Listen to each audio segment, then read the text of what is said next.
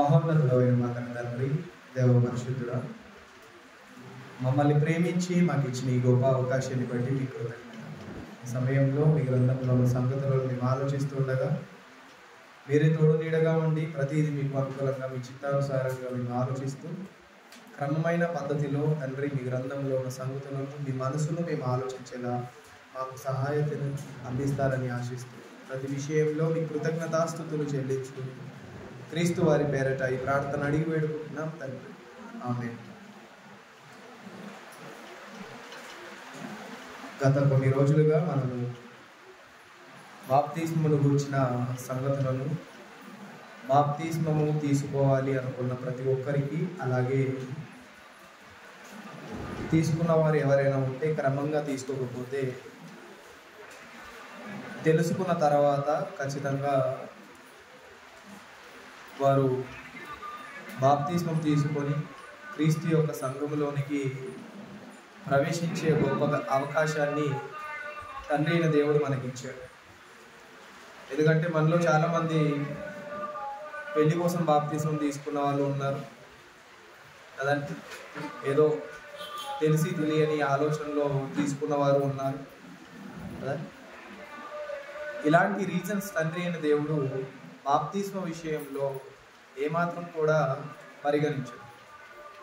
అది బైబిల్ అనేది చాలా రూఢిగా తెలియజేస్తుంది. ఏదో అవసర నిమిత్తము, లేకపోతే పెళ్లి చేసుకోవాలి, అవతల వాళ్ళు పెళ్లి చేయడానికి బాప్తిస్మం తీసుకుంటేనే పెళ్లి చేస్తామన్నారు కాబట్టి కదా. ఇలాంటి మనుషులు పెట్టుకున్న ఏదైతే రూల్స్ ఉంటాయో వాటిని పాటించేది కాదు క్రీస్తు సంఘం.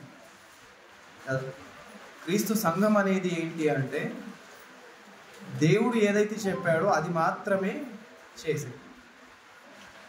మనుషులు పెట్టుకున్న పద్ధతులను మనం ఆచరించాము అంటే, మనుషులు పెట్టిన వాటిని మనము అనుసరించామంటే మనం ఏది చేసినా అది వ్యర్థంగానే కనిపిస్తుంది.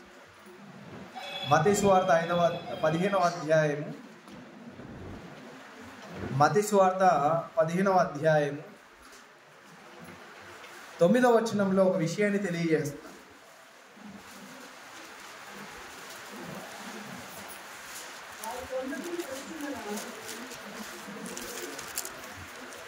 అధ్యాయము 9వ వచనం. ఈ ప్రజలు తమ పెదవులతో నన్ను ఘనపరచుదురు గాని వారి హృదయము నాకు దూరముగా ఉన్నది.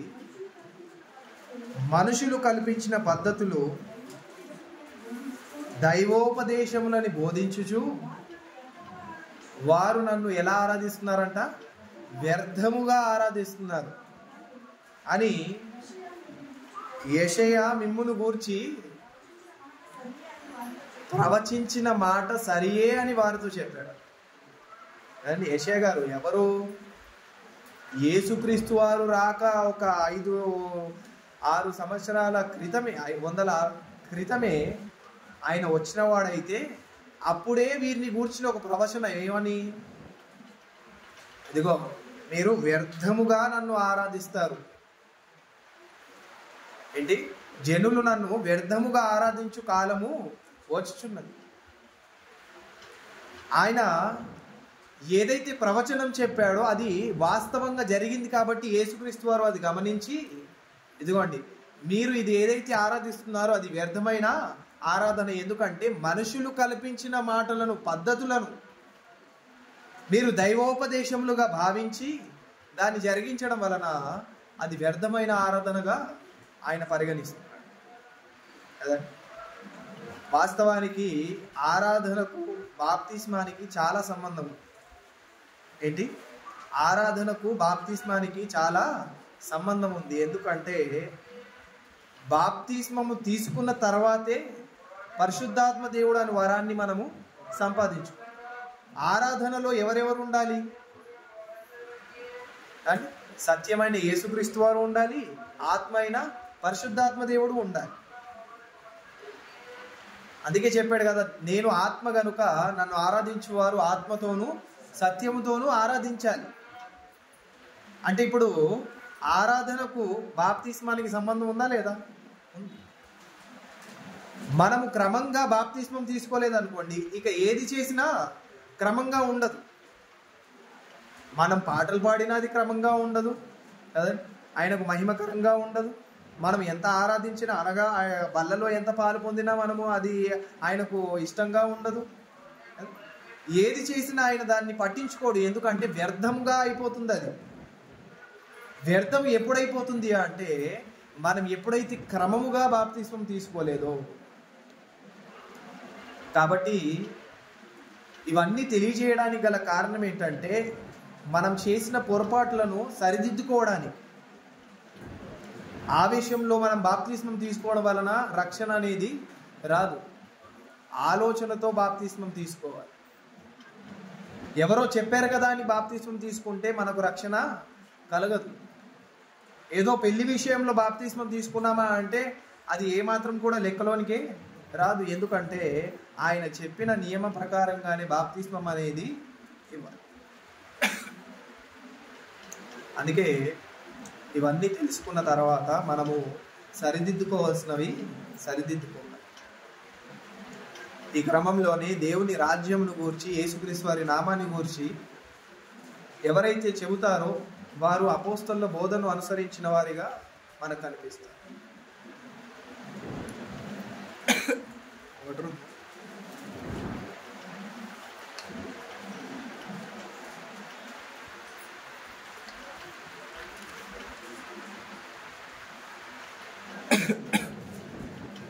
కాబట్టి బాప్తిస్మం అనేది ప్రాముఖ్యమైనది.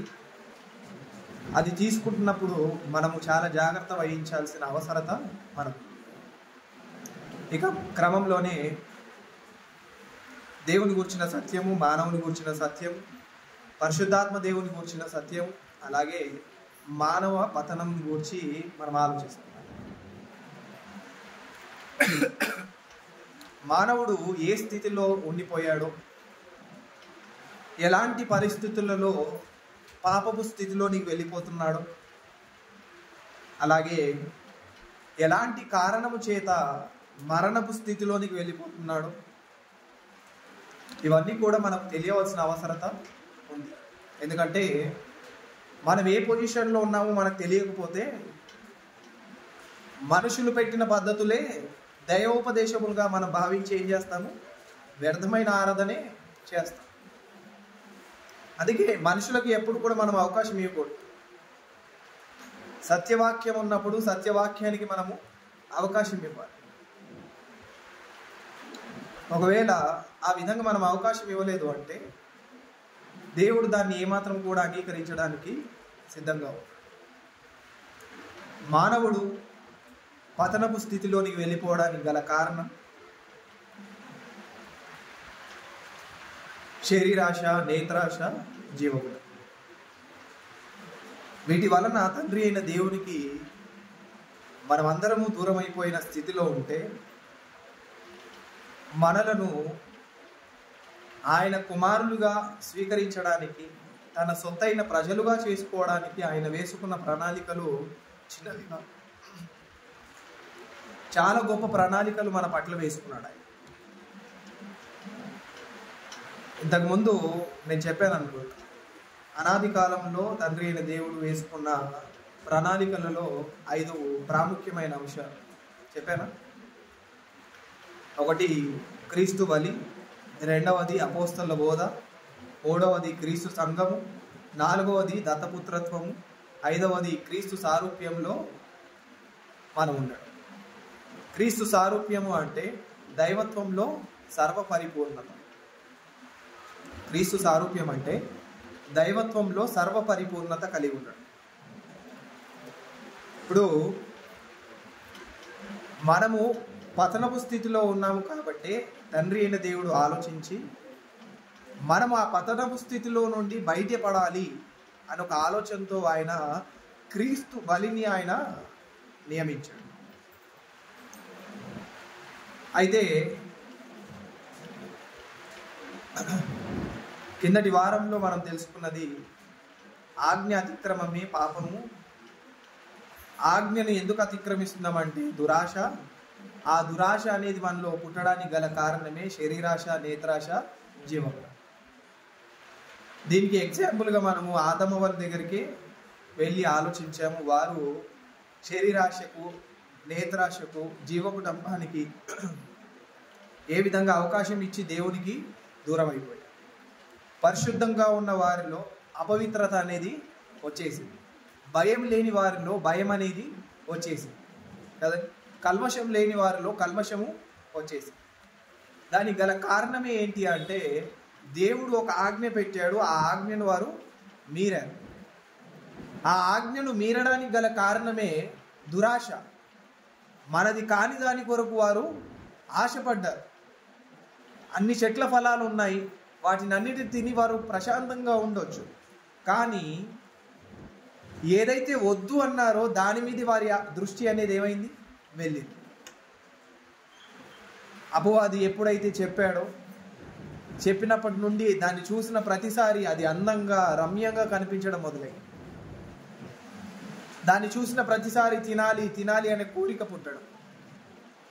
చివరాఖరికి దాన్ని తెంపుకొని తినేశారు. దేవుడు ఆజ్ఞ ఇచ్చిన దాన్ని ధిక్కరించారు. ఇక్కడ ప్రాముఖ్యమైన విషయం ఏంటంటే చెట్టులో ఏం లేదు, ఆ చెట్టు ఫలంలో ఏమి లేదు. కానీ పాయింట్ అంతా ఎక్కడ ఉంది, దేవుడు చెప్పిన దాన్ని మీరారు అంతే. దేవుడు నియమించిన ఆజ్ఞను వారు ధిక్కరించారు. అలాగే మనమందరము కూడా పాపపు స్థితిలో ఉండిపోయాము. ఎన్నో ఆజ్ఞలు మనకు కృత నిబంధనలో ఉన్నాయి. అందులో ప్రాముఖ్యమైనది నిన్ను వలె నీ పొరుగు వానిని ప్రేమించడం అయితే, దానికి ముందే ఒక ప్రాముఖ్యమైన ఆజ్ఞ ఉంది. ఏంటంటే క్రీస్తును మనము నమ్మడం కదా. క్రీస్తును మనం ఏం చేయాలి, నమ్మాలి, అంగీకరించాలి. యోహాన్ గారు రాసిన మొదటి పత్రిక 3వ అధ్యాయము, యోహాన్ గారు రాసిన మొదటి పత్రిక 3వ అధ్యాయము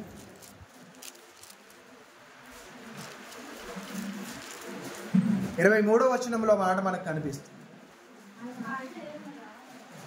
ఆయన ఆజ్ఞ ఏదనగా ఆయన కుమారుడైన యేసుక్రీస్తు నామమును నమ్ముకొని ఆయన మనకు ఆజ్ఞ ఇచ్చిన ప్రకారం. ఎవరు ఆజ్ఞ ఇచ్చిన ప్రకారము? యేసుక్రీస్తు వారు మనకిచ్చిన ఆజ్ఞ ప్రకారం. అసలు సిసలైన ఆజ్ఞ ఒకటి ఉంది కదండి. అసలు సిసలైన ఒక ఆజ్ఞ చెప్తున్నాడు. ఏమని? స్టార్టింగ్లోనే ఆయన ఆజ్ఞ ఏదనగా. ఎవరి ఆజ్ఞ అది? ఎవరి ఆజ్ఞ అది? దేవుని ఆజ్ఞ. ఏమని? క్రీస్తును నమ్ముకోవడం. క్రీస్తు వచ్చిన తర్వాత ఆయన ఒక ఆజ్ఞ పెట్టాడు. ఏమని? నిన్ను వలె నీ పొరుగువానిని ప్రేమించాడు. వాస్తవానికి ఈ రూలు ఆ రూలు ఆయనే పెట్టాడు, కానీ రిలీజ్ చేసింది ఎవరు అనేది పాయింట్ ఇక్కడ. దేవుడు నియమించిన ఆజ్ఞ ఏంటంటే క్రీస్తును నమ్ముకోవడం. క్రీస్తును నమ్ముకున్న నీవు ఆయన ఆజ్ఞను పాటించాలి కదా. క్రీస్తు నియమించిన ఆజ్ఞ ఏంటి? ఆ ఆజ్ఞ నిన్ను వలె నీ పొరుగువానిని ప్రేమించాలి. అంటే తండ్రి అయిన దేవుడు ఒక ఆజ్ఞ నియమించాడు. ఏమని? ఇదిగో నువ్వు క్రీస్తును నమ్ముకోవాలి. అందుకే కదండి ఇశ్రాయేలులకు ఇచ్చిన ఆజ్ఞ అదే కదా. ఇదిగో నేను మీ కొరకు రక్షకుడిని పుట్టిస్తాను, అతని ద్వారా నేను మీకు విమోచన కలగజేస్తాను. ఇదిగో మీరు పాపపు ఊబిలో ఉండిపోయారు కాబట్టి అందులో నుండి నేను బయట పెడతాను, మీ కొరకు ఒక మెస్సయ్యను పుట్టిస్తాను అన్నాడు. కానీ ఇశ్రాయేలీయులు ఏం చేశారు? అదే ఆయనను పట్టించుకున్నారా? యూదులే ఆయన మీద కక్ష కట్టారు. నేనే ఆయనను అని చెప్పుకున్నా వారు నమ్మలేదు. ఈయనే ఆయన అనడానికి ఎన్నో ఆధారాలు ఉన్నా వారు నమ్మలేదు కదండి. క్రీస్తుని గురించిన ప్రవచనాలు ఏంటి? కన్యక గర్భమందు కుమారుణ్ణి కను. ఒక కన్యక ఏం చేస్తుందంట? కుమారుణ్ణి కంటుంది. అది యెషయా గ్రంథంలో ఆల్రెడీ ప్రవచనం చెప్పేశాడు. ఇప్పుడు జరిగింది అవాస్తవం కాదు, జరిగింది అన్నప్పుడు వీరు నమ్మాలా? నమ్మలేదు. అసలు ఈయన కాదు, ఈ యేసు ఆ క్రీస్తు కాదు అనే ఒక ఆలోచనతో ఉండిపోయి యేసును నమ్మకుండా వారు ఏమైపోయారు? దుర్మార్గులుగా మారిపోయి. అందుకే మొదటి ఆజ్ఞగా ఆయన పెట్టినది ఏంటి అంటే క్రీస్తు రాకడలో, మొదటి రాకడలోనే మీరు క్రీస్తును నమ్ముకోవాలి. ఆయన రాకముందే ఆయన నియమించిన ఒక నియమం ఏంటంటే, ఇదిగో మీరు క్రీస్తును నమ్మాలి. ఎందుకంటే ఆయనే మెస్సయ్య.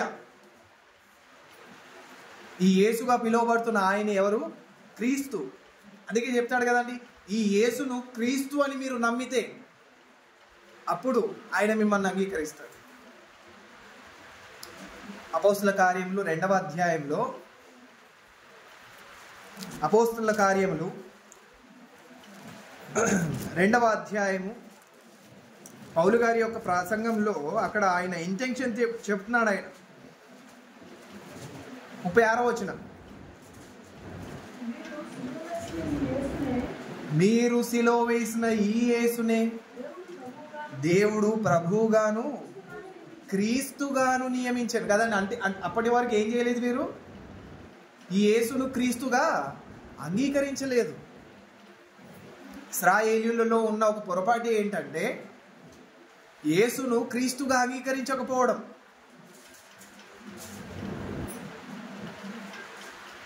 అందుకే ఆయన రాకముందే అనేక ప్రవచనాలు చెప్పేశాడు. ఆయన రాకముందే అనేక విషయాలు తెలియజేసేసాడు.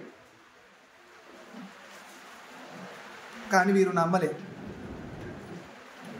అంటే క్రీస్తును నమ్ముకోవడమే ప్రాముఖ్యమైన ఆజ్ఞగా తండ్రి అయిన దేవుడు పెడితే, ఆయన వచ్చి నిన్ను వలె నీ పొరుగువానిని ప్రేమించాలి అని ఒక ఆజ్ఞ రిలీజ్ చేశాడు. ఇలా లెక్క పెట్టుకుంటూ పోతుంటే ఎన్నో ఆజ్ఞలు ఉన్నాయి కదా. ఇలా లెక్క పెట్టుకుంటూ పోతే ఎన్నో ఆజ్ఞలు ఉన్నాయి. వీటిని అన్నిటినీ మీరిన వారిగా, అందులో ప్రాముఖ్యమైనది ఏంటంటే కదండి, మనము క్రీస్తును నమ్ముకోనంత వరకు క్రొత్త నిబంధనలోనికి రానివారం కదా. క్రీస్తును అంగీకరించినంత వరకు, ఆయన రక్తంలో కడగబడినంత వరకు క్రొత్త నిబంధన కిందికి వచ్చిన వారం కాదు. మనం వన్స్ ఒక్కసారి కడగబడిన తర్వాత మనం దేని కిందికి వచ్చిన వారిగా ఉంటాము? క్రొత్త నిబంధన కిందికి వచ్చిన వారిగా ఉంటాము. అందుకే చెప్తాడు కదా, ఇది నా రక్తము వలనైన క్రొత్త నిబంధన. అంటే ఆయన రక్తంలో కడగబడిన ప్రతి ఒక్కరు కూడా దేని కిందికి వచ్చారు? క్రొత్త నిబంధన కిందికి వచ్చారు. క్రొత్త నిబంధనలో ఉన్న ఆజ్ఞలన్నీ కూడా వారికి వర్తిస్తాయి. అయితే ఓవరాల్గా యూనివర్సల్గా ఉన్న ఒక ఆజ్ఞ ఏంటంటే, ఏమండి, ఓవరాల్గా యూనివర్సల్గా ఉన్న ఒక ఆజ్ఞ ఏంటంటే క్రీస్తును నమ్ముకోవాలి. ఆయనలోనికి వచ్చిన తర్వాత ఉండే ఆజ్ఞ వేరు, ఆయనలోనికి రాకముందు ఉండే ఆజ్ఞ వేరు. ఆయనలోనికి రాకముందు ఉన్న ఆజ్ఞ ఏంటంటే ఆయనలోనికి రావడం, ఆయనలోనికి వచ్చిన తర్వాత ఆయన నియమించిన ఆజ్ఞలు పాటించడం. ఈ ఆజ్ఞలను గురించిన చిక్కు చాలా పెద్దది. ఇవి అర్థం కావాలి అంటే ఎన్ని ఆజ్ఞలు ఉన్నాయో అవన్నీ మనకు అర్థం కావాలి, తెలియాలి. అందులో ఉన్న సారం ఏంటో మనకు తెలియాలి. అప్పుడు మనము ఆజ్ఞలను పాటించిన వారిగా ఉంటాం. అంటే క్రీస్తులోనికి రాని వారు ఎవరైతే ఉన్నారో వారు ఆజ్ఞను మీరిన వారిగానే ఉన్నారు, రైట్? క్రీస్తులోనికి వచ్చిన వారు క్రీస్తు చెప్పినట్టుగా నడుచుకోకపోతే వారు కూడా ఏమై ఉన్నారు? ఆజ్ఞలను మీరిన వారిగానే ఉన్నారు కదా. క్రీస్తులోనికి ఎందుకు రావట్లేదు? కారణం ఆయన నమ్ముకోలేదు కాబట్టి. అంటే అదొక ఆజ్ఞ. ఆ ఆజ్ఞను ఏం చేశారు? మీరారు. అంటే ఇప్పుడు మనకు మొట్టమొదటిగా కనిపించే ఆజ్ఞ ఏంటంటే క్రీస్తును మనము నమ్ముకోవడం. క్రీస్తును నమ్ముకున్న నీవు ఆయనలోనికి వచ్చిన తర్వాత ఆయన నియమించిన నియమాల ప్రకారంగా నువ్వు నడుచుకోవడం. క్రీస్తులోనికి రాకముందు ఆజ్ఞ ఉంది, క్రీస్తులోనికి వచ్చిన తర్వాత కూడా ఆజ్ఞ ఉంది. ఎటు చూసిన ఆజ్ఞను మీరిన వారిగానే కనిపిస్తున్నాం మనం కదా. పర్ఫెక్ట్గా లేకపోతే ఎటు చూసిన ఆజ్ఞను మీరిన వారిగానే ఉన్నాం. ఆజ్ఞ అతిక్రమమే పాపము. అంటే ఏ స్థితిలో ఉన్నాం మనము? పాపపు స్థితిలోనే ఉన్నాం. ఇప్పుడు బయటి వారు ఉన్నారండి, లోకస్తులు, అన్యజనులు కదండి. వారికి ఉన్న రూల్ ఏంటి? క్రీస్తుని నమ్ముకోవడం కదండి. మనం ఆ రూల్ని పాస్ చేసేసాము. ఆ రూల్ని మనం ఏం చేసాము? పాస్ చేసాము, అయిపోయింది, దాన్ని కంప్లీట్ చేసాము. ఎందులోనికి ఎంటర్ అయ్యాము? క్రీస్తు నియమించిన ఆజ్ఞలోనికి ఎంటర్ అయ్యాము. తండ్రి అయిన దేవుడు పెట్టిన రూల్ ఏదైతే ఉందో అది యూనివర్సల్గా ఉంటుంది. యేసుక్రీస్తు వారు పెట్టిన రూల్ ఏదైతే ఉందో అది కొన్ని యూనివర్సల్గా ఉంటాయి, కొన్ని సంఘ ప్రకారంగా ఉంటాయి. ఎప్పుడైతే ఆయనలోనికి వస్తామో అప్పుడు ఖచ్చితంగా ఆయన యూనివర్సల్గా పెట్టిన రూల్ని పాటించాలి, అలాగే మనకు సంఘంలో పెట్టిన రూల్స్ని పాటించాలి. ఇప్పుడు బయటి వారు ఆజ్ఞను మీరినట్టుగానే ఉన్నారు, ఇప్పుడు లోనున్న మనము కూడా ఏ విధంగా ఉన్నాము? ఆజ్ఞను మీరినట్టుగానే ఉన్నాం. ఎందుకంటే నిన్ను వలె నీ పొరుగు వారిని ప్రేమించాలి కదా. ఆయనలోనికి రానంత వరకు ఆయన నమ్ముకునే ఆజ్ఞ ఉంది. ఆయనలోకి వచ్చిన తర్వాత ఏ ఆజ్ఞ ఉంది? నిన్ను వలె నీ పొరుగు వారిని ప్రేమించాలి. ఇప్పుడు క్రీస్తుని నమ్ముకోకుండా నిన్ను వలె నీ పొరుగు వారిని ప్రేమించేసావు, లాభం ఉందా? నిన్ను వలె నీ పొరుగు వారిని ప్రేమించే ఆ తత్వమే ఎప్పుడు వస్తుంది? క్రీస్తుని నమ్ముకున్నప్పుడు వస్తుంది కదా. ఇప్పుడు కొంతమంది ఉంటారు, మానవత్వంతో సహాయం చేసే వాళ్ళు ఉంటారు కదా. ఎవరికైనా ఇబ్బంది కలిగిందనుకోండి, వారికి సహాయాన్ని అందిస్తారు.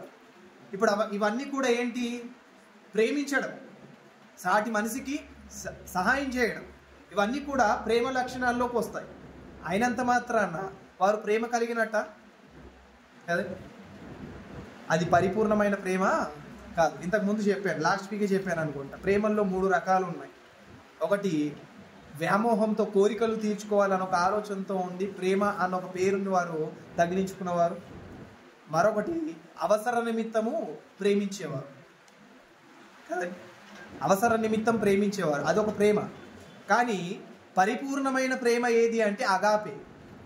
ఆ ప్రేమ మాత్రమే దేవుని ప్రేమ. ఆ ప్రేమ కలిగిన వారే శాశ్వతమైన ప్రేమ కలిగిన వారిగా ఉంటారు. ఆ ప్రేమ మనం కలిగి ఉండాలంటే క్రీస్తును నమ్ముకొనిన వారిగా ఉండాలి. ఈ మిగతా 2 ప్రేమలు ఏవైతే ఉన్నాయో అవి దేవుడు లెక్కలోనికి తీసుకొని రాడు. ఎందుకంటే నీ అవసర నిమిత్తం నువ్వు ప్రేమించావు కదండి. పిల్లల్ని ప్రేమిస్తాము, ఎందుకు ప్రేమిస్తాము? కన్నాము కాబట్టి ప్రేమిస్తున్నాము, రైట్? అంతే కదా, అవసర నిమిత్తమే కదా. ఒకవేళ వారు అవసరం లేదనుకోండి, వారిని ప్రేమిస్తామా? ఉండదు. వారు ఉన్నారు కాబట్టి మనం ప్రేమిస్తున్నాం, వారు మనం కన్నాం కాబట్టి వారిని ప్రేమిస్తున్నాం. వారైనా మనల్ని ఎప్పుడు ప్రేమిస్తారు? మనం వారికి అవసరమైనప్పుడే వారు ఏం చేస్తారు? ప్రేమిస్తారు. మనం వారి కొరకు ఏం పని చేయలేదనుకోండి, ఏం సంపాదించి పెట్టలేదు అనుకోండి, అప్పుడు వారు ఏం చేస్తారు? ప్రేమిస్తారా? అంటే ఏంటది? అవసరమైన ప్రేమ కదండి. కామంతో ప్రేమించడము కదండి, వారి యొక్క కోరికలను తీర్చుకోవడానికి ప్రేమించడం, దీన్ని కూడా ఒక ప్రేమగా వారు చెప్పేశారు. కానీ వాస్తవానికి అది వ్యామోహం మాత్రం. ఈ లోకం ఎలా దాన్ని చిత్రీకరించిందంటే అదొక ప్రేమ అన్నట్టుగా చిత్రీకరించింది, కానీ వాస్తవానికి అదేంటి? వ్యామోహం, ఆకర్షణ కదా. అంటే ఇప్పుడు ఈ మూడిట్లో ఏది పరిపూర్ణమైన ప్రేమ కలిగిన పదము అంటే అగాపే. ఆ క్యారెక్టర్ మాత్రమే మనలో ఉండాలి. అది ఎప్పుడు వస్తుందంటే క్రీస్తును నమ్ముకున్నప్పుడే ఆ ప్రేమ అనేది వస్తుంది. ఇక మిగతా కాలంలో మనం ఎంత మంచి కార్యాలు చేసినా మనం ఆయన నమ్ముకోకపోతే అది లెక్కలోనికే రాదు.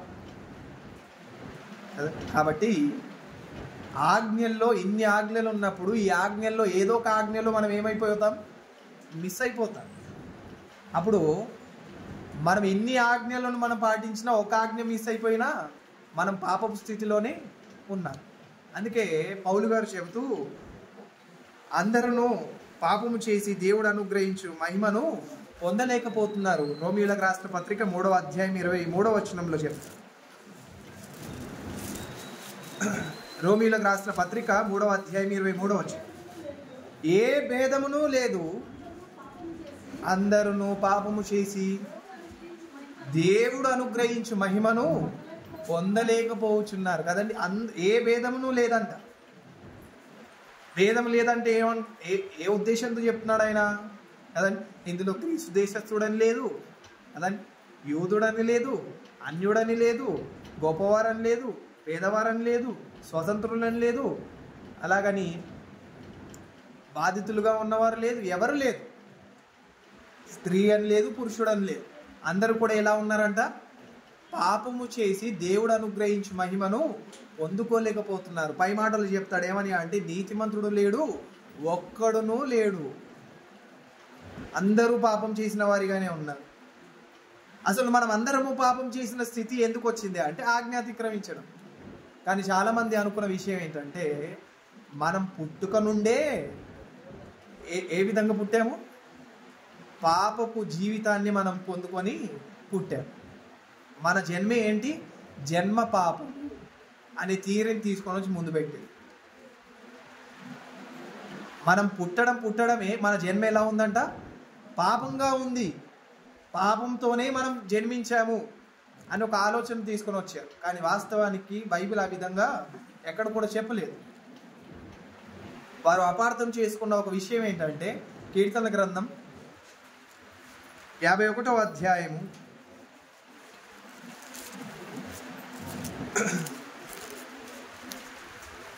దానికి ముందు 127వ అధ్యాయము 3వ వచనం చూద్దాం.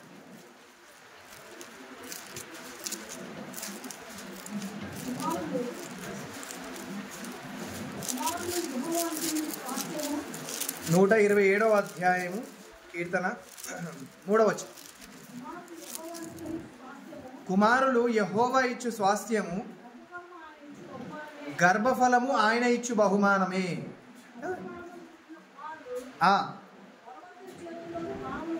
బాణము వంటి వారు. ఇక్కడ ఎంత గొప్పగా చెప్తున్నాడు. గర్భఫలము యెహోవా ఇచ్చు బహుమానం. కానీ ఈ బహుమానాన్ని వారు ఏ విధంగా చిత్రీకరించారంటే, ఇది పాపంగా ఉంది అని వారు మాట్లాడారు. 51వ కీర్తన ఏమండి 5వ వచనం. నేను పాపములో పుట్టినవాడను,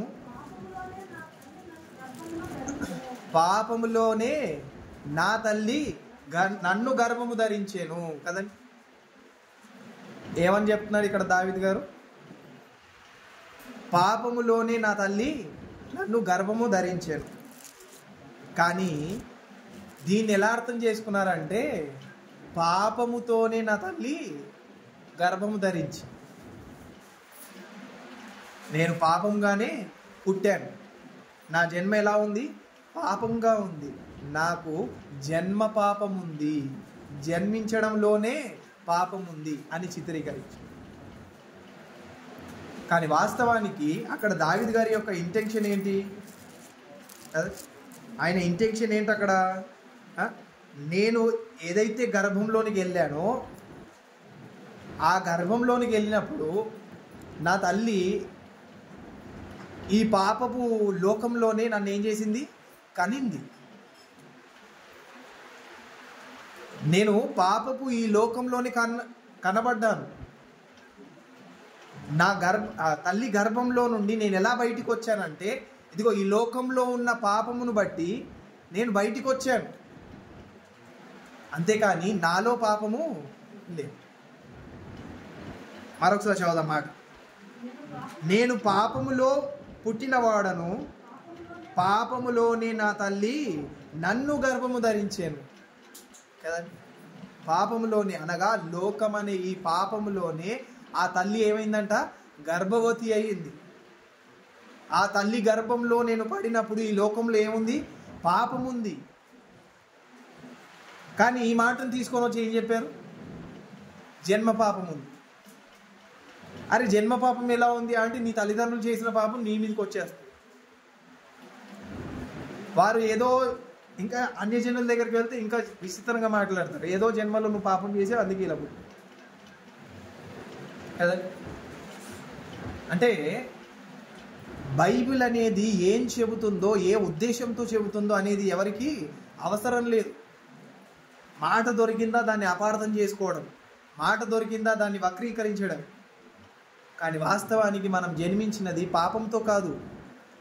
పాపంలో మనం జన్మించాము. పాపం అనే ఈ లోకంలో మనం జన్మించాం. అయితే పాపంలో మనం జన్మించామైనంత మాత్రాన మనం పాపులము కాదు. పాపం మనలోనికి ఎప్పుడు ప్రవేశిస్తుంది? ఆజ్ఞను అతిక్రమించినప్పుడు పాపం మనలోనికి ప్రవేశిస్తుంది కదా.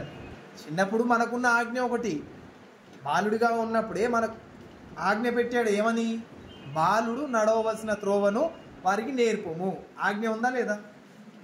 ఆజ్ఞ మరొకటి ఉంది. ఏమని?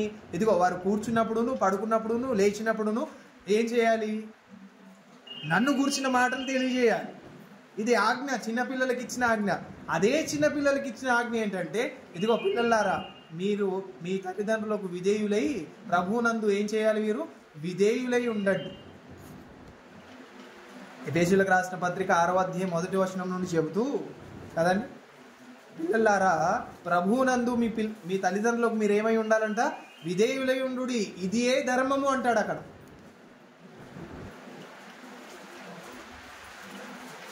ఎఫెసీయులకు రాసిన పత్రిక 6వ అధ్యాయము 1వ వచనం, పిల్లలారా ప్రభువునందు మీ తల్లిదండ్రులకు విధేయులై ఉండుడి, ఇది ఏ ధర్మము కదండి. ఇదేంటంట? ధర్మం ఇది. అయితే ఈ పిల్లలు సరిగ్గా ఉండాలంటే ఎవరు సరిగ్గా ఉండాలి? తల్లిదండ్రులు సరిగ్గా ఉండాలి. అందుకే కింది మాటల్లో వాళ్ళని కూడా వదలకుండా వేసుకుంటున్నాడు ఆయన. తండ్రులారా మీ పిల్లలకు కోపము రేపక ప్రభువు యొక్క శిక్షలోను బోధలోను వారిని పెంచాలి. అప్పుడు వారు ఏం చేస్తారు? ప్రభువునందు మీకు విధేయులై ఉంటారు. ఏంటోనండి మా పిల్లోడు అసలు మాటే వినడు, ఏంటోనండి మా అమ్మాయి అసలు నా మాటే వినదు, ఇష్టానుసారంగా ప్రవర్తిస్తుంది, ఆ ఫోన్ చూడొద్దంటే ఫోన్ చూస్తుంది, ఫోన్ తీసేసుకుంటే గొడవ చేస్తుంది కదండి. ఇవన్నీ ఎందుకు న్యూస్లు? ఈ మాటలన్నీ ఎందుకు? ఫస్ట్ మీరు ఏం చేయలేదు? వారిని ప్రభు యొక్క బోధలో శిక్షలో పెంచలేదు. ప్రభు యొక్క బోధలో శిక్షలో పెంచితే అప్పుడు మీ మాటను మీరుతారు, మీరరు. మాటను మీరడానికి గల కారణం ఏంటంటే మీరు ప్రభు యొక్క బోధ ఏంటో శిక్ష ఏంటో వారికి తెలియజేయలేదు. మొదట దేవునికి అవకాశం ఇవ్వాలన్న ఒక ఆలోచన వారిలోనికి తీసుకొని రాలేదు. మొన్నే రీసెంట్గా 7th క్లాస్ అబ్బాయి 9వ తరగతి అమ్మాయికి మెసేజ్ చేశాడంట, ఊరేసుకొని చనిపోయాడు. చూసారా న్యూస్? చూడలేదా? ఎంత బాగున్నారు మీరు. రీసెంట్గా వచ్చింది న్యూస్. ఎన్నో తరగతి అబ్బాయి? 7వ తరగతి అబ్బాయి 9వ తరగతి అమ్మాయి మెసేజ్ చేశాడు, అంతే. ఇంకా ఏదో ఊరేసేసి. ఎందుకది? ఎందుకు అంత నిర్లక్ష్యం కదండి. వారు వేసుకోవడం అది పక్కన పెడితే వేసుకునే అంతగా వెళ్ళడానికి రీజన్ ఏంటి? వారు ఉరి వేసుకోవాలి అని ఒక ఆలోచన పుట్టడానికి రీజన్ ఏంటి? దానికి గల కారణం 100 to 100% ఎవరు? తల్లిదండ్రులే. ఎందుకంటే పిల్లల్ని కనిపెట్టలేదు కాదు. పిల్లల్ని ఏం చేయాలి? తల్లిదండ్రులు కనిపెడుతూ ఉండాలి. ఏం చేస్తున్నారు, ఎక్కడికి వెళ్తున్నారు, ఏం మాట్లాడుతున్నారు, ఎవరితో ఉంటున్నారు, ఇదంతా కనిపెడుతూ ఉండాలి. ప్రభు యొక్క బోధలో శిక్షలో వారిని పెంచాలి కదా. అదని పెంచడం అంటే ఏదో శిక్షణ ఇవ్వడం అంటే చైనీస్ వాళ్ళు ఇస్తారు చూడండి, ఆ కరాటే కుంఫుకు, దానికి అలాంటిది కాదు ఈ శిక్షణ. క్రమంగా పెంచడం, అదే ప్రభు యొక్క బోధన శిక్షణ. ఆయన బోధన వారికి నేర్పించాలి, ఆ శిక్షణలో వారిని పెంచాలి అంతే. ఎవరిని ఎలా గౌరవించి మాట్లాడాలి, ఎవరితో ఎలా మాట్లాడాలి, ఎంతవరకు మనం మాట్లాడాలి, ఎంతవరకు ఉండాలి కదండి. అమ్మాయిలైతే అమ్మాయిలకి లిమిట్ ఉంటుంది, అబ్బాయిలకైతే అబ్బాయిలకి లిమిట్ ఉంటుంది. ఇవన్నీ కూడా మనం నేర్పించాలి. 9వ తరగతి అమ్మాయికి మెసేజ్ చేయడము, ఇంకా అక్కడ వారు ఊరేసుకొని చనిపోవడం ఏంటో మరి కదండి. ఇంకా అంతకుముందు న్యూస్లో ఆలోచిస్తుంటే రీఛార్జ్కి డబ్బులు ఇవ్వలేదని అమ్మాయిని చంపేసాడు. ఎందుకు ఇదంతా? వారిలో ఎందుకు అంత మూర్ఖత్వం వచ్చేస్తుంది? కారణం ఏంటంటే చిన్నప్పటి నుండే ఎలా పెంచాలో అది తల్లిదండ్రులకు అర్థం కాక గాలి వదిలేయడం వల్ల గాలి వేషాలు వేసి వారు ఏం చేస్తున్నారు? తల్లిదండ్రులని చంపేస్తున్నారు కదా. మనం పెంచుకున్న ఒక వ్యక్తి, ఎగ్జాంపుల్గా ఒక వ్యక్తి నిజంగానే ఒక పాముని పెంచుకున్నాడంట. పాముని పెంచుకుంటే అది కొన్ని రోజులు తినడం మానేసి ఏమైందా అనేసి డాక్టర్ దగ్గరికి తీసుకొని వెళ్తే ఏం తినట్లేదా అంటే ఏం తినట్లేదు. మరి ఏం చేస్తుంది అంటే అస్తమాలు నా చుట్టే తిరుగుతుంది. అచ్చా, నీ చుట్టే తిరుగుతుంది, అయితే నీకే ఎసరు పెడుతుంది, అది నిన్నే మింగేయాలని ఆలోచిస్తుంది. అది ఇన్ని రోజులు ఎందుకు తినలేదంటే నిన్ను కొలత కొలుస్తుంది. నీ చుట్టూ తిరగడానికి గల కారణం ఏంటంటే నువ్వు ఎంత అయితున్నావు, ఎంత పెడుతున్నావు అనేసి నీ కొలత కొలుస్తుంది. అన్ని రోజులుగా నేను ఆకలిగా ఉండి ఒకేసారిగా అమాంతగా నిన్ను తినేసినా అరగ తీసుకోగలను అని ఒక ఆలోచనతో అది ఇప్పటి వరకు తినకున్నాం. ఇదంతా ఎగ్జాంపుల్. ఎందుకంటే మనం పెంచుకున్న పిల్లలే మన మీద తిరుగుబాటు చేయడానికి గల కారణం ఏంటంటే మనమే అయ్యాం. అతను బాగా ప్రేమగానే పెంచుకున్నాడు ఆ పావుని, కానీ అది చివరికి వచ్చేసరికి ఎవరికి ఎసరేయాలనుకుంటుంది? పెంచుకున్న వాడికే కదా. మనము కూడా అలాగే ఉన్నాం మన పిల్లల విషయం, మనం అందరము కూడా అలాగే ఉన్నాము తండ్రి అయిన దేవుడి విషయం కదా. మన పిల్లలే మనకు వ్యతిరేకంగా ప్రవర్తిస్తే ఎంత బాధపడిపోతాం మనం. మన పిల్లలు మన మాట వినకపోతే మనం ఎంత కృంగిపోతాం. మరి తండ్రి అయిన దేవుడికి మనసు లేదా? ఆయనకంటూ ఒక ఆలోచన లేదా? ఆయనకంటూ ఒక ప్రణాళిక లేదా కదండి. పిల్లల విషయంలో చెప్తారు, అరే నేను నీ విషయంలో ఇలా చేద్దాం అనుకున్నాను, అలా చేద్దాం అనుకున్నాను, కానీ నువ్వు మాత్రం ఇలాగే ఉండిపోయావురా కదండి. ఎంతమంది తల్లిదండ్రులు బాధపడలేదు? నీకోసం నేను అది కట్టుదాం అనుకున్నాను, ఇది చేద్దాం అనుకున్నాను, అక్కడికి పంపిద్దాం అనుకున్నాను, కానీ నువ్వు మాత్రం నా మాట వినట్లేదు. దేవుడు కూడా అలాగేనండి. మనకంటూ ఒక మహిమని ఇవ్వాలని ఆయన సిద్ధపడి ఉంటే మనం ఏం చేస్తున్నాం? మన ఇష్టానికి మనము జీవిస్తాం. అందుకే చెప్తున్నాడు, ఏ భేదమును లేదు, అందరూ నువ్వు పాపం చేసి దేవుడు అనుగ్రహించి మహిమను పొందలేకపోతున్నారు. ఆ మహిమను పొందుకోవడం అనేది చాలా అంటే చాలా కష్టం. కానీ అది కష్టమైన దాన్ని మనం భరించినప్పుడే, ఇష్టంగా భావించినప్పుడే మనం ఆయన సొత్తైన ప్రజలుగా ఉంటాం. అందుకే ఆజ్ఞను అతిక్రమించకూడదు. ఎన్నో ఆజ్ఞలు ఉన్నాయి, వాటిని అన్నిటినీ మనము తెలిసి తెలియని ఆ సమయంలోనే మనము దాటేస్తూ ఉంటాము, మితిమీరిపోతూ ఉంటాం కదా, అతిక్రమం చేస్తూ ఉంటాం. కానీ చిన్నప్పటి నుండి ఆజ్ఞలు పెట్టాడు ఆయన కదా. బాలుడిగా ఉన్నప్పటి నుండే ఆజ్ఞలను నియమించాడు. సమూయేలు గారు ఉన్నారు, ఆయన చిన్నప్పటి నుండి ఎక్కడున్నారు? దేవుని సన్నిధిలోనే ఉన్నారు. అలా నిలబడిన ఆయన అప్పటి వరకు ఎవరికీ దర్శనం లేని ఆ దర్శనం ఎవరికి వచ్చింది? సమూయేలు గారికి వచ్చింది కదా. అప్పటి వరకు అసలు రావట్లేదంట దర్శనం, ఎవరికి ఆయన ఇవ్వట్లేదంట. కానీ ఎవరికి ఇచ్చాడు? బాలుడైన సమూయేలు గారికి. అక్కడ మెన్షన్ చేసి చెప్తాడు ఆయన.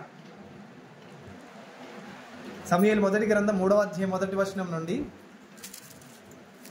సమూయేలు మొదటి గ్రంథం 3వ అధ్యాయం 1వ వచనం నుండి. బాలుడైన సమూయేలు ఏలి ఎదుట యెహోవాకు పరిచర్య చేయుచుండెను.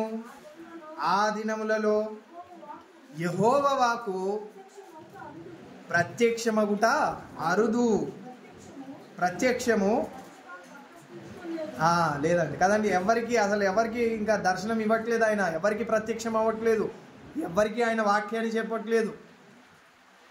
కానీ ఎవరికి ప్రత్యక్షమయ్యాడు ఆయన? సమూయేలు గారికి. అది కూడా ఏ వయసులో ఉన్నాడు ఆయన? బాలుడిగా ఉన్నాడు. అన్న, తల్లి అయిన అన్న చేసిన ఒక గొప్ప కార్యం ఏంటంటే ఆమె ఇచ్చిన మాటను ఆమె నిలబెట్టుకొని దేవాలయంలో విడిచిపెట్టడం, దేవుని సన్నిధిలో విడిచిపెట్టడం. అక్కడ విడిచిపెట్టిన ఆయన కదండి గొప్ప పరిచర్య చేసి గొప్పవాడిగా ఉండి ఏ స్థాయికి వెళ్ళాడు తెలుసా? కింగ్ మేకర్గా తయారయ్యాడు. ఎలా ఉన్నాడు? ఏ స్థాయికి వెళ్ళాడు ఆయన? కింగ్ మేకర్గా. అంటే ఎవరైనా రాజుగా ఉండాలి అంటే ఎవరు అభిషేకించాలి? సమూయేలు గారే అభిషేకించాలి. సౌలు కుమారుడు వెళ్ళిపోయాడు ఎక్కడికో, ఇంకా నేను అభిషేకింపబడి రాజుగా నిలబడతానని. నిలబడ్డా? కానీ ఎవరు నిలబడ్డారు? దావీదు గారు నిలబడ్డారు. ఎందుకు? సమూయేలు గారు అభిషేకించారు ఆయనను కదా. అంటే ఏ రాజు రావాలన్నా మొట్టమొదటిగా ఎవరు ఉండాలి? సమూయేలు గారు ఉండాలి. అంటే రాజులందరికీ కింగ్ మేకర్గా ఎవరున్నారంటే సమూయేలు గారు. అంత గొప్ప అధికారాన్ని సంపాదించుకున్నాడంటే సమూయేలు గారు బాలుడిగా ఉన్నప్పటి నుండి ఎలా ఉన్నాడు? దేవుని ఆజ్ఞలకు లోబడుతూ ఉన్నాడు. ధర్మశాస్త్రంలో ఉన్న ఆజ్ఞే కదా. దినవృత్తాంత క్షమించండి, ద్వితీయోపదేశ కాండంలో చెప్తారు 6వ అధ్యాయం 6వ వచనం నుండి, నీ ఇంట కూర్చున్నప్పుడును, పడుకున్నప్పుడును, లేచినప్పుడును, కదా మీరు త్రోవను నడిచినప్పుడును ఏం చేయాలి? నా ఆజ్ఞలను గురించి వారికి తెలియజేయండి. అంటే ఇక్కడ ప్రాముఖ్యమైన విషయం ఏంటంటే బాలులకు ఆజ్ఞ ఉంది, యవనులకు ఆజ్ఞ ఉంది కదండి, తండ్రుల దశకు వచ్చిన వారికి ఆజ్ఞ ఉంది కదండి, ఇంకా పెద్దల దశకు వెళ్ళిన వారికి ఆజ్ఞ ఉంది, వృద్ధాపంలో ఉన్న వారికి ఆజ్ఞ ఉంది. ప్రతి ఒక్కరికి ఏముంది? ఆజ్ఞ ఉంది. మనము వాటిని పాటించకపోతే దేవుడు మనల్ని అంగీకరించేవాడు కాదు. ఇలా లెక్క పెట్టుకుంటూ పోతే ఎన్నో ఆజ్ఞలు మనకు ఉండగా ఆ ఆజ్ఞల్లో ఎన్నో మనం ఏం చేసాము? మీరిపోయాం. వాటిని అన్నిటిని మనం పాటించలేదు. అలాంటప్పుడు మనము ఏ స్థితిలో ఉన్నట్టు? పాపపు స్థితిలోనే ఉన్నట్టు. అందుకే మనం చాలా జాగ్రత్తగా ఉండాలి. ఏది పాపమో ఏది మేలో ఇవన్నీ కూడా మనం ఆలోచించవలసిన అవసరత ఉంది. పాపం చేసిన ప్రతి ఒక్కరు కూడా ఏ స్థితిలోనికి వెళ్ళిపోతున్నారు అంటే మరణపు స్థితిలోనికి వెళ్ళిపోతున్నారు. చివరిగా ఒక మాటను చూసుకొని ముగించుకుంటాం. హెచ్కేల్ గ్రంథం 41వ అధ్యాయం క్షమించండి 18వ అధ్యాయం 20వ వచనం. హెచ్కేల్ గ్రంథం 18వ అధ్యాయము 20వ వచనం. పాపము చేయువాడే మరణము నొందును కదండి. ఎవరికి వస్తుందంట మరణం? పాపం చేసిన వారికి. కృత నిబంధనలు కూడా ఉంటుంది. రోమా పత్రిక 5వ అధ్యాయం 12వ వచనంలో కూడా ఆజ్ఞ అతిక్రమమే పాపము, పాపానికి జీతము మరణం. అంటే మరణపు స్థితిలోనికి వెళ్ళిపోవడానికి గల కారణం ఏంటంటే పాపపు స్థితిలోనికి వెళ్ళడం. పాపపు స్థితిలోనికి వెళ్ళడానికి గల కారణం ఏంటంటే ఆజ్ఞను అతిక్రమించడం. ఆజ్ఞ అతిక్రమించడానికి గల కారణం ఏంటంటే దురాశ పుట్టడం. ఆ దురాశ దేనిలో నుండి పుడుతుందంటే శరీరాశ, నేత్రాశ, జీవపుడంబము. అది తండ్రి వలన పుట్టినవి కావు, అవి లోక సంబంధమైనవి అంటాడు. అందుకే మనము పాపపు స్థితిలో నుండి ఇప్పుడు ఏ స్థితిలోనికి రావాలి? పరిశుద్ధమైన స్థితిలోనికి రావాలి. నిర్జీవమైన స్థితిలో నుండి ఏ స్థితిలోనికి రావాలి? జీవము గల స్థితిలోనికి రావాలి. మరణపు స్థితిలో నుండి జీవము గల స్థితిలోనికి రావాలి. అలా రావడానికే తండ్రి అయిన దేవుడు ఎంతో గొప్ప ప్రణాళిక వేశాడు. ఎంతో పెద్ద ప్రణాళిక వేశాడు. అది కూడా ఎంతకాలం నుండి అంటే అనాది కాలం నుండి. జగత్తుకు పునాది వేయబడక ముందు నుండి ఆయన ఆలోచించిన ఆలోచన మనం చేసిన పాపాలన్నిటికీ పాప క్షమాపణ అనేది కలగాలి. ఈ పాపంలో నుండి మనకు విమోచన కలగాలి. ఆ తర్వాత మనకున్న పాఠమే దేవుడు విమోచన పథకాన్ని మన కొరకు నియమించాడు. దేవుని విమోచన పథకం. మానవ పతనపు స్థితిలోనికి వెళ్ళిపోయాడు. మానవుడు పతనపు స్థితిలోనికి వెళ్ళిపోయాడు. ఆ పతనపు స్థితిలో నుండి మానవుడిని ఇప్పుడు ఏం చేయాలి? విమోచన కలగజేయాలి. ఇప్పుడు ఆ విమోచన అనేది తండ్రి అయిన దేవుడు ఎప్పటి నుండి వేశాడు, ఎప్పటి నుండి ఆయన ఆలోచించాడు కదండి. మనం ఎప్పటి నుండి ఏ విధమైన స్థితిలో ఉండిపోయాము, ఇవన్నీ కూడా ఆ భాగంలో వస్తాయి. ఆ పాఠంలో ఇంకా అనేక విషయాలు మనం తెలుసుకోగలం. కాబట్టి మనం ఆజ్ఞను మీరిన వారిగా ఉంటే పాపపు స్థితిలోనే ఉన్నాము.